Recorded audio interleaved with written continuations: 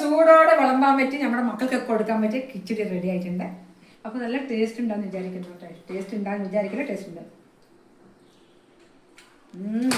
ആ ചട്ടി ചൂടെ, ഞാൻ കുറച്ച് എണ്ണ ഒഴിക്കട്ടെ. അല്പം വെളുത്തുള്ളി, ഞാൻ പച്ചക്കറി അല്പം ഇടുകയാണ്. ക്യാരറ്റൊക്കെ കുഞ്ഞുങ്ങളൊക്കെ ഉള്ള കാരണേ കളി. ഉപ്പ് ഇട്ടോ, ഉപ്പ്. കോളിഫ്ലവർ ഞാൻ വേവിച്ച് വെച്ചതാ, അതല്പം കൊട്ടു. മോനെ മേലെ നെയ്യുണ്ടോ എടുത്തിട്ട് വാ. ഇതല്ല വലിയ കുഴപ്പമില്ല.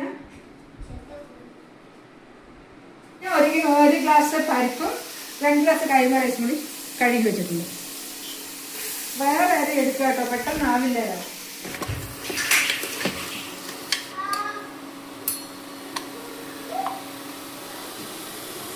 അല്പം നെയ്യിട്ട് കൊടുക്കാം.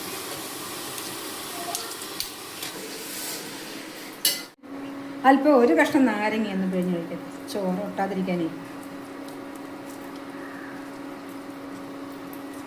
ഈ ഒരു മണത്തിന് വേണ്ടിയിട്ട് ഒരു ചെറിയ കഷ്ണം പട്ടി എന്താ ഗ്രാമ്പു ഇടുന്നുണ്ട്. ഇതെല്ലാം ഓക്കെ, ഇച്ചിരി മണമൊക്കെ ഉണ്ടെങ്കിലേ കഴിക്കും, അതാണ് ഇട്ടതാണ്.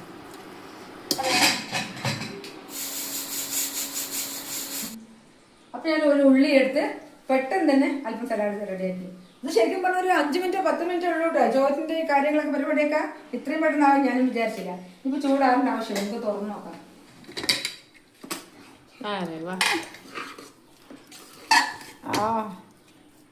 നല്ല പോലെ അല്ലേ?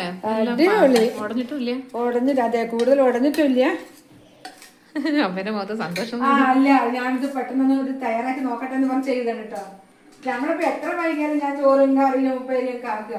ഇതിപ്പോ ഇത്രയും സമയം വൈകിയപ്പോ എനിക്ക് പെട്ടെന്ന് ഐഡിയ തോന്നിയതാ. കിച്ചടി അപ്പൊ അവിടെ കിച്ചടി ഇതാ അടിപൊളി റെഡിയായി. മണത്തിട്ട് ഒരാള് വന്നിട്ടുണ്ട്. കിച്ചടി കുറേശ്ശെ പച്ചക്കറികളിട്ട് അടിപൊളിയാക്കി ആക്കിയിട്ടുണ്ട്. നല്ല നെയ്ന്റെയും ഒരു പൊടി ഗ്രാമ്പൂ പട്ടയൊക്കെ ഇട്ടപ്പോഴേ നല്ല മണവും. കോളിഫ്ലവറൊക്കെ ഉടഞ്ഞു വിട്ടാ ഞാൻ വേവിച്ചതായിരുന്നു, കുറച്ച് ഉപ്പും മഞ്ഞളൊക്കെ ഇട്ടിട്ട്. അപ്പൊ അല്പം ഇല്ല, നോർത്ത് ഇന്ത്യയിലൊക്കെ നമ്മള് കിച്ചടിയൊക്കെ കഴിക്കുമ്പോഴേ ഉടഞ്ഞിട്ട് തന്നെ ഉണ്ടാകുക. കുറച്ചുകൂടി വെള്ളമാക്കും അവര്.